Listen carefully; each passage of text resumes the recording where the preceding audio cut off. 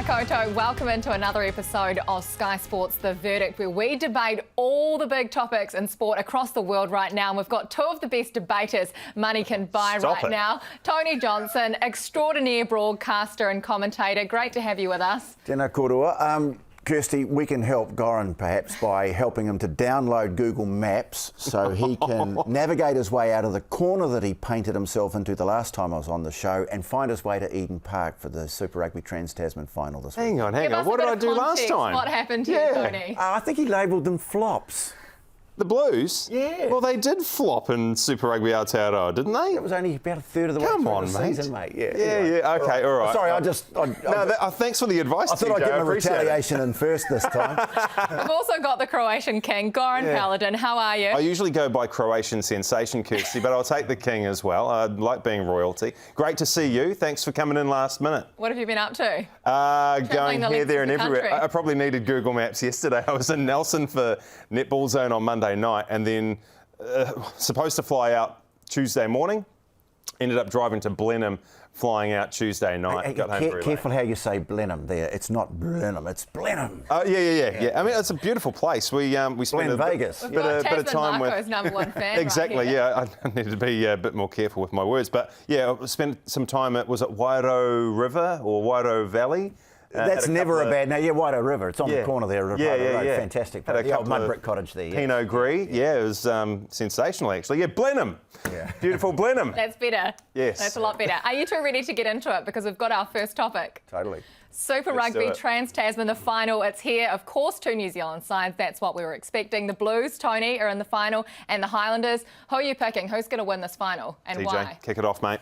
Well, I'm probably going to go to the Blues because it's at Eden Park. I know they've got a couple of injury issues that, every team's got at this time of the year, but I like the way they've gone about their work. It's been a bizarre competition where the New Zealand teams haven't played each other and it's come down to who beat the Aussies by the most, but is what it is. It's something that they rather hastily arranged. It was the COVID landscape again.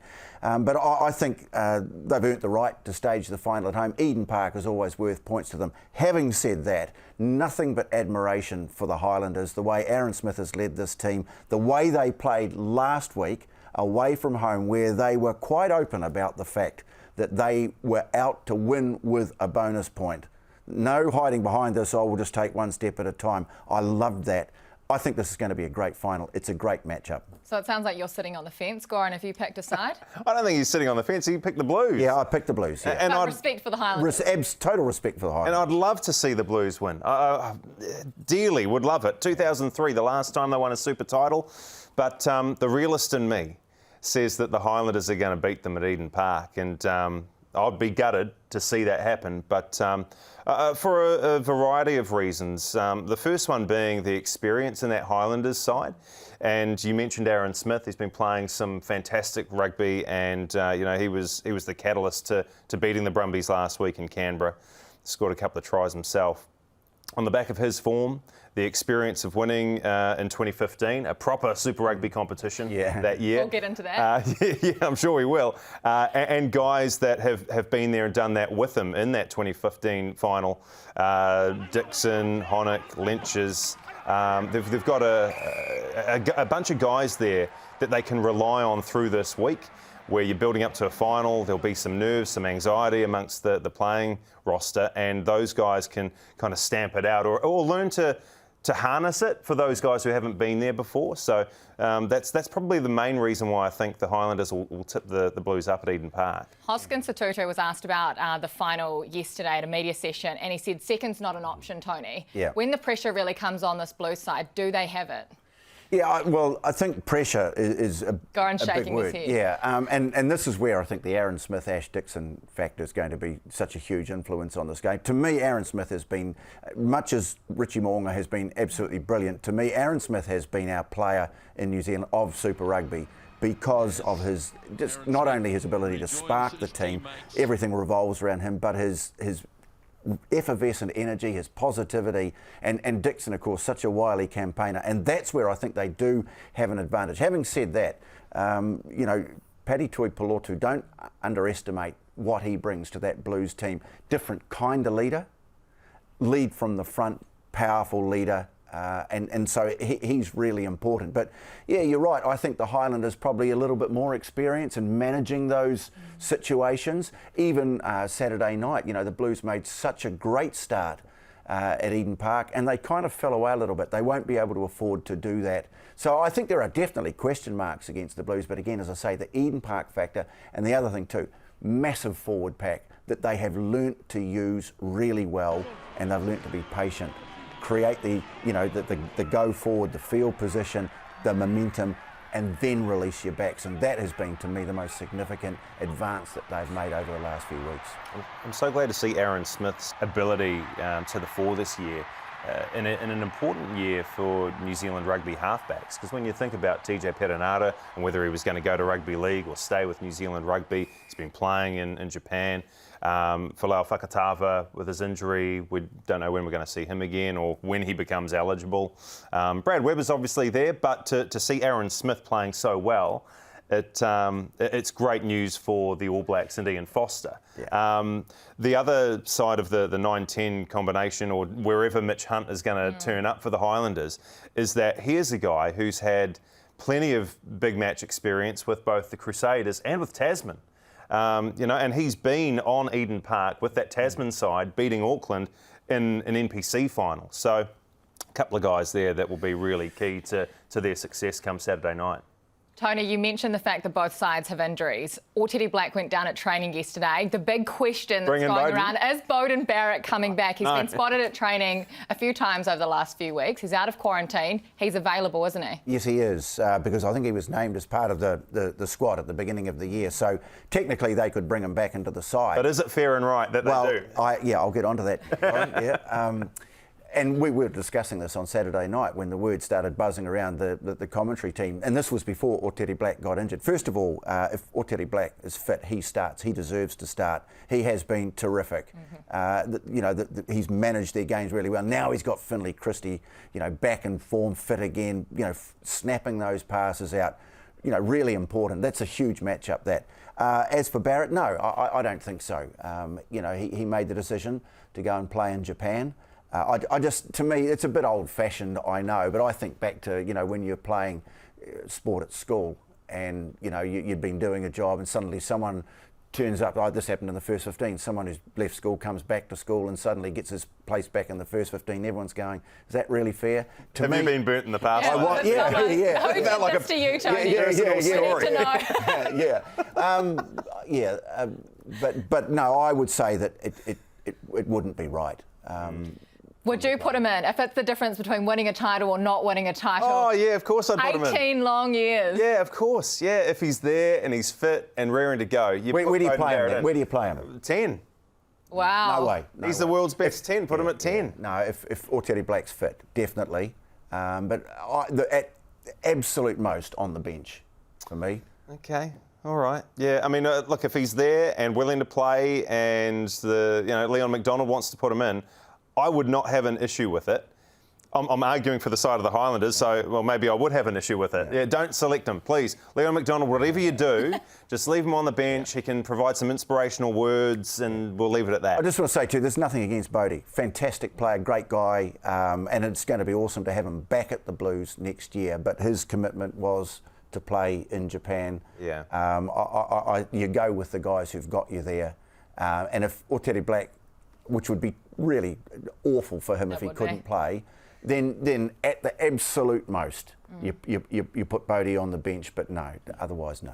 Well, the Blues, Kirsty, they've struggled in these key moments though in the past. Like not only this year through Super Rugby Aotearoa, but I mean I remember a time where it was going to be the Blues year and the Crusaders came to Eden Park. I think this was when. Was it Sir John Kirwan was coaching? When you say this was the year it was going to be the Blues year, you're talking about every year since... Pretty much, yeah. The first game of every season, there's so much hope. They always flatter to deceive. You think they're going to be onto a winner and they disappoint. And we saw that earlier this year. And I just wonder if this is another one of those occasions where it's built up. Everything is in their favour. They've qualified top of the table. They've got the home final. And then... it goes astray. By the way, the Crusaders finishing third on your scale of things, does that rate them as a flop? I I suppose it does. Yeah, they flopped big time. I mean, Great look, admission. Well, we've got, I mean, after Super Rugby Aotearoa, we've actually got the two best teams in New Zealand not in this final. So how does that work? And I know that, look, all they had to do was beat who was in front of them, and they did. You know, we thrashed the Australians for all intents and purposes. But they didn't thrash the Australian opposition by enough. It was interesting watching them under a different sort of pressure at the weekend, having to score lots of points. And Which they did. Yeah, but lots of, a couple of little errors in there at crucial times, giving up a try. It's been bizarre, hasn't it? And one thing that's come out of this is that this can't happen every year. If at all possible, we've got to go back to a full competition. I know the Australians at the moment are talking about we want to have 2/3 of the season taken up just us playing each other because they want an Australian winner and they don't think it's good for the image of the game for them to be thrashed. I've spoken to some of the Australian coaches over the last 5 weeks and they are saying we need this. Even if we're getting hammered at the moment, if we don't play the New Zealand teams more regularly throughout the course of the season, it's going to be retrograde. We need exposure to this. And you could even see by the end of it, I think some of the better teams had started to make adjustments. I thought Force, the Brumbies, although they got beaten up a little bit last weekend, we don't want this to happen again next year. It has to go back to a proper full 10, hopefully 12 team round robin, with different sort of types of opposition, each week. Couldn't agree more. I'm going to throw out another piece of bait then for you. Is this a real title this weekend, Super Rugby Trans-Tasman? Will anyone outside of Auckland actually care about this? Geez, I suppose it depends who you ask. If you asked the players within each team whether it was a real final or not, of course they're going to say it is. This is what they live for. They've played all the games required of them throughout the season. They've qualified first and second. There is a final this weekend to be played. Of course it is. But you ask a lot of fans out there and they'll say that this is a Clayton's comp. And, to think that the Blues can qualify top and not play the 4 next best teams in a competition, I think is ludicrous, and a lot of fans out there would say the same thing. Well, it's not ludicrous. It's just simply what we were faced with because of the circumstances. And as I say, it's not ideal. And I imagine down in Crusader land, they probably don't care too much about it. But you try telling anyone in Highlanders territory or Blues territory that it doesn't matter. I still think it's a final. It's an occasion. Yep. There's a trophy at stake. Let's be positive about that. Let's not pour cold water on that. As they say so often in sport these days, it is what it is. Yeah, but let's just say for a minute that the Crusaders did qualify for the final.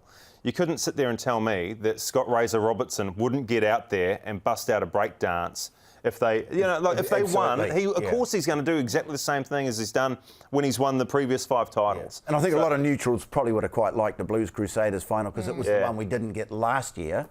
But no, to me, and as I say, I just love the way the Highlanders went about their work last week. They knew exactly what they had to do. And of the teams in that situation, they were the most composed, most assured about the way they went about their work. Says to me how much this means to them. TJ, I do worry about the Blues, though, because... Listen. Well, that's your job, mate. Yeah, I'm a worry. Because when they come up against New Zealand opposition, they've struggled. While it has gotten better in recent times, they have struggled throughout recent history. Yeah. And so now all of a sudden they're up against New Zealand opposition. Are the same worries going to enter their mind? Oh, I wouldn't think so. I think they've got a nice momentum going. I think there's a belief, there's a strength in this team that gradually has come into the side under the management, the coaching of not just Leon McDonald, the guys he's got around him. You imagine, you just scored a try, and who gives you the water bottle? Tana Umaga. And Paddy Tuipulotu definitely has brought some steel. You're seeing other guys too, I think, starting to follow that example. So I think they're better equipped. They've got a bit more steel about them. But as I say, we won't know until Saturday night just how much that, if it's going to play on them, how much of a factor it's going to be. Certainly it's not going to be a factor for the Crusaders. Sorry, for the Highlanders. It's definitely not a factor for the Crusaders. No, absolutely not, yeah. So, as I say, I think there's enough intrigue about this to make it a game to really look forward to. You'll be calling that game, Absolutely, TJ? yeah, looking forward to it. We'll be listening for sure. 6 p.m. we'll be live on Sky Sport as well. And I think at this time I'm probably supposed to deliver a verdict. Yeah, go Can I on. sit on the fence? Yeah, go ahead. Well, hang on. Now, you've watched a lot of rugby, Kirsty, over the years. Where do you think this is going to be won or lost? And come on, you can't sit on the fence. TJ's I think she's looking talking at me. about who's won the argument. Yeah, exactly. I'm Again, actually not sure between the two of you. I think you've both made some really good points and you've both fluttered really between the two sides. I agree with you, Tony. I think it's going to be a jolly good game. Yeah, okay, well, that's enough to give me the win. Well, you were looking at me, so I couldn't not pick you. But that's not to say I didn't pick you either, Goran. Okay, thanks, We'll move Kirsty. on to our next debate because who's not excited for this one? The inaugural World Test Championships between New Zealand and England. This is Test cricket at its absolute finest. India, sorry. But just what we've seen from the Black Caps in the last couple of weeks, is this the best Black Cap side we've ever had? It's an interesting argument because I think probably in terms of the strength and in depth in this team, and I'm not just talking 1 to 11, I think now we can talk about 1 to 16, 1 to 18. When you think about the players that we can bring in to our the short form of the game, the likes of Martin Guptill, Lockie Ferguson, I don't think we've ever been stronger. Is it the best team? I don't know. To me, I'm ruled by sentiment here, and I guess that the 80s, you know, I was an impressionable young man, and I just what that team did in the 80s still is just really hard to top.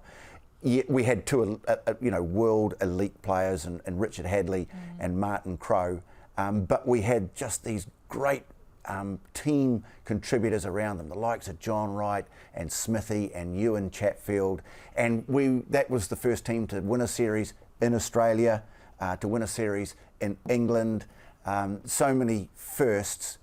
I think that what we've got now is probably a stronger total unit, but the characters that were in that, the Lance Kansas and co, I think my heart still tells me that the team of the 80s, but these guys are good. They are really good, and we should be proud of them. We should be. You're saying Kane Williamson isn't a character? Oh, no. Well, he's a different sort of character to Jeremy Coney, that's for sure. Yeah. Sure, there are characters in the team now, but I'm talking about, Lance Cairns, who, a product of Picton University, the Freezing Works, that John Bracewell, who for a wee while, perhaps not as often, as long as it was referred to, but he dug graves for a living for a wee while, that sort of thing. It was a different era, a different time, and I think there was a bit of a romance about that team, those epic one-dayers that we had over there. But as I say, these guys are really good. It's hard for me to compare the 80s side with the current crop because I was born in 81 and I thought I was an Australian up until about 93 because I was born in Parramatta. But look, the series that you mentioned, New Zealand going to Australia and on the back of Richard Hadley's heroics with the ball, getting a win over there. When you think about what they did and what the current Black Caps crop did when they had the opportunity to go to Australia a year and a half ago, on the back of win after win after win in our own backyard, we thought we were a go and we just got halted by this Australian juggernaut. And so, that is the one big blemish, the big blot on our copybook. But that aside, like you look at the statistics that come with this current Black Caps 11 in tests, and Kane Williamson, Ross Taylor are just epic with the bat. BJ Watling, I mean, you mentioned Smithy, the test keeper from all those years ago. BJ Watling's statistics are just, with the bat and with the gloves, like he's epic. He's going to be a big loss when he walks away as well. And then with the ball, like, have we seen a better team, like a better unit with the ball than what we're seeing right now? I don't know about that. I reckon this is as good as it's ever been.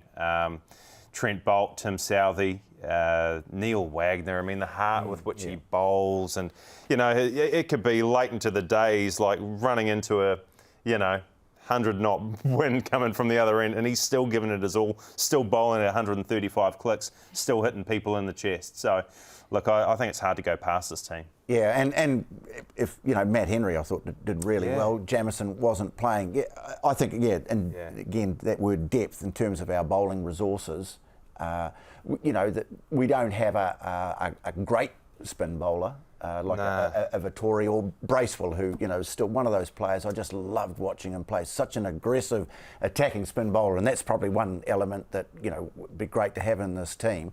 But yeah, it's hard to argue that. A little bit of context, England were terrible. And to me, England are back in 1989 when Australia came over for the Ashes and just wiped the floor with them. A lot of bad habits that players have picked up in county cricket, that seems to have come to the fore again. But still, the way they dominated, as you would hope that they would, you know, you don't want to pour too much cold water on the achievement of winning against England in their conditions. And I would also say that I think, having played those two tests in the English conditions, Duke ball, I think that is a plus for New Zealand. It's a huge challenge to take on this incredibly talented England team, but it's not beyond them.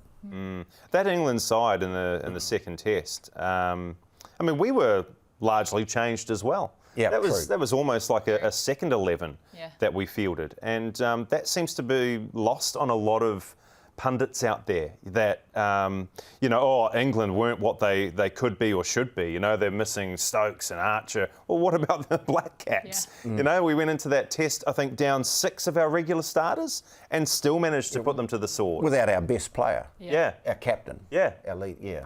So, and I mean, people. That's why I'm saying don't pour too much cold water on it. You know, much as England weren't great, let's not dilute the achievement of our team. And as I say, it's a nice build-up for this test. We talk about the pressure of the final. Who's the pressure going to be on? Who are the rock stars of the game? India. Who get paid the huge money? Who've got 1.4 billion people breathing down their necks? Yeah. And if they lose to little old New Zealand, you know, the Hobbit Kane Williamson leads them to victory. Jeez, oh my goodness. Good luck to everybody over there. I mean, Tim Paine, he's been in the media recently, comments made about, well, India's going to beat the Kiwis quite comfortably. Well, he has to say that, doesn't he? Well, he has to say it because he's had previous experience with both teams recently, right? So I mentioned earlier that a year and a half ago, New Zealand go to Australia and Australia comfortably beat the Black Caps. Just recently, India in Australia's backyard, and they had so many injuries. Do you remember this? Like they fielded a second 11 in the final test and won that test to win the series. You know, Australia were humbled in Australia. So I can understand why Tim Paine is backing the Indians, because he believes with their first choice 11, they should comfortably beat New Zealand, because he's using themselves as the barometer. Yeah, the conditions could come into it, because the weather, you know, height of the English summer. It's not supposed to be good, though, is it? No, and the ball, if the ball seams around a bit more like the conditions that, you know, we're used to in New Zealand, that could help, you know, with the ability of the New Zealand team to swing the ball, to seam the ball. Look, it's a huge challenge. I'm not for a minute saying that New Zealand are favourites, but what I'm saying is I think they are capable, and if they can get under the skin, put some pressure on India, then it makes a fascinating scenario. And you know what else I'm looking forward to? Devon Conway. If he gets how good a run. Yeah. Like, we've seen him over the years playing in domestic cricket, and we thought that he was the goods. And ever since he put on a Black Caps shirt, he's proven us right. And it doesn't matter what format of the game he plays, he just excels. And what he did against England in his first test at Lords, I mean, what a place to go and prove your worth to everybody. And look, I sincerely hope that he gets a go in this World Test Championship final. I know that he hasn't been there throughout the last couple of years to get us. I mean, it's almost like that Beauden Barrett factor to a certain extent. You know, Beauden wasn't there, but hey, I'm available. But Devon Conway, geez, he's a special talent. And God, the sky's the limit for him. It really is. And whether he opens or he finds a spot in the middle order, wherever he is, you just know that you can rely on him. He's so good. Well, all the action is live on Sky Sport, 8:30 p.m. Friday. Not a bad time either. Trust you'll both be watching. Friday night? Friday, absolutely. Yeah, what else do you have to do, I can Goran? do that. Not much. Not much at all. Yeah, I'll be watching, eyes glued to the screen. Yeah, I'm sure I'll be on my way getting home from some sort of, I think it's indoor cricket on Fridays. Yeah, that's my life at the moment. I'm an Uber driver Lily. But I'll definitely be watching it. And again, when I get back, hopefully after a great Super Rugby Trans-Tasman final at Eden Park on Saturday, and let's just hope that the delights of the English summer don't do us out of what is a great scenario. Yeah. Absolutely. Thank you so much, gentlemen, for joining us. Between the two of you, you can decide who was 1-0 up in that one. Oh, TJ. There you go, TJ. Congratulations, and thank you so much for joining us as well. Another episode of The Verdict. We will see you same time, same place next week.